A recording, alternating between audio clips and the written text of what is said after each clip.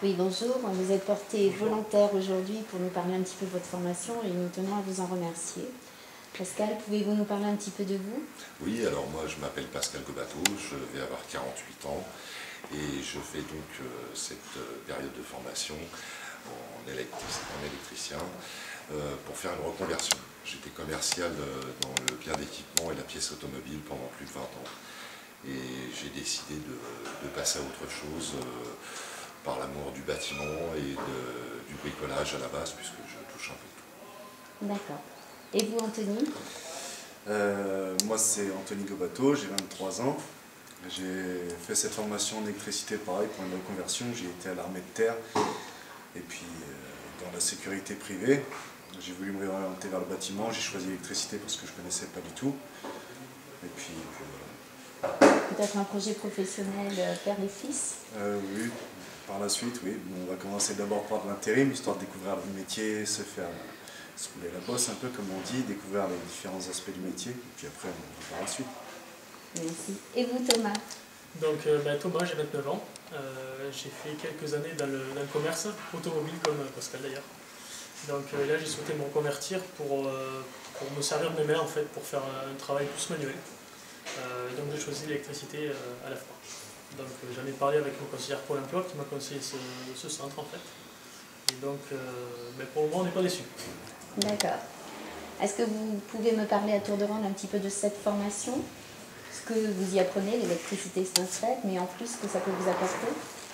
Oui, bah, la formation, nous pour notre part, on a eu la chance d'avoir une classe assez homogène, où tout le monde s'est entendu tout de suite, où il y a eu un esprit d'équipe qui est venu très très vite. Donc on a pu avancer tous dans le même sens, en rattrapant les mois rapides. Et donc il y a eu cet esprit de cohésion qui a été fait grâce à nos professeurs aussi. Parce que faut dire qu'on a des gens qui sont vraiment du métier, ne serait-ce que prenez Patrick, l'expérience de Patrick, Vincent et Christian. Voilà, ce sont des gens qui sont très compétents en matière d'apprentissage. D'accord. Quelque chose à rajouter, Anthony? Oui, après on a pas mal de liberté quand même sur les travaux qu'on peut faire en atelier. Donc on a certains exercices qui nous sont imposés au début, histoire de vraiment apprendre les bases. Et par la suite, on a assez de temps libre quand même pour pouvoir soit réviser en classe, ou pour ceux qui ont des petits péchés au niveau de l'atelier, venir s'entraîner et faire les installations qu'ils veulent un petit peu en toute sécurité. Donc une autonomie quand même assez importante. Oui. D'accord. Thomas, vous avez quelque chose à dire? À rajouter pas spécialement, je crois que tout a été dit. Maintenant, je voudrais appuyer sur le fait qu'effectivement, on va sortir de la formation en ayant vraiment toutes les bases du métier de l'électricité. Et qu'on a des formateurs qui sont vraiment qui sont passionnés et hyper intéressants en fait. Voilà. D'accord. Si nous ne nous trompons pas, vous rentrez d'une période en entreprise? Vous avez fait votre Ça fait quelques temps, oui, on a fait ça fait déjà un petit bout de temps. On est en train d'atteindre la fin de la formation. D'accord. Est-ce que vous pouvez nous parler de cette période en entreprise? Oui, alors nous on a fait, enfin pour ma part et celle de mon fils, on a pu trouver une société qui nous a pris tous les deux, notamment un artisan. Donc on a pu vraiment découvrir pour la suite, quand on voudra se lancer, le métier d'artisan dans le secteur vraiment domestique et tertiaire. C'est-à-dire qu'on faisait aussi bien de l'habitation que du magasin, donc de l'entretien, du dépannage, du changement de VMC, de radiateurs connectés. On a touché aussi un petit peu la maison connectée, la domotique comme on dit. Donc c'est vraiment des stages qu'on peut appeler vraiment découverte du métier, vraiment se rentrer au cœur du métier et voir les journées que peuvent passer ces gens-là. Ah ouais. Vous étiez donc dans le vif du sujet vraiment au sein des entreprises. Absolument. Vous aussi, Thomas?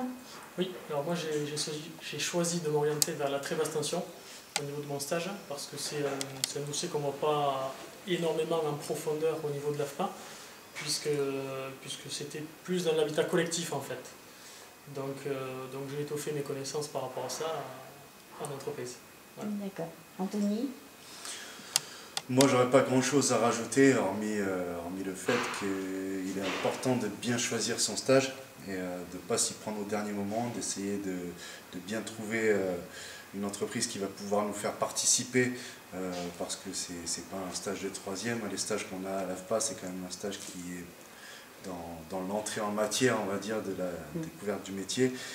Et nous, par exemple, avec mon père, on a appris quand même quelques petits trucs. On a pu voir, c'est vrai, le métier en lui-même de l'intérieur par ce stage, mais on n'a pas pu vraiment y participer comme Thomas ou comme d'autres camarades stagiaires de notre groupe qui ont pu vraiment participer au stage, quoi. Donc nous, ça a été plus un stage vraiment découverte comme en troisième. Et cette partie-là, c'est important quand même de le préciser. Ah oui, merci, merci. Une dernière question, votre ressenti par rapport à le centre de formation. Vos formateurs, vous en avez parlé, mais peut-être quelque chose à rajouter par rapport à l'approche pédagogique, le face-à-face, tout ça? On peut dire qu'on peut être aussi bien, on va dire, livré à nous-mêmes pour faire nos activités en tant qu'adultes, puisque il ne faut pas oublier que c'est un centre de formation pour adultes.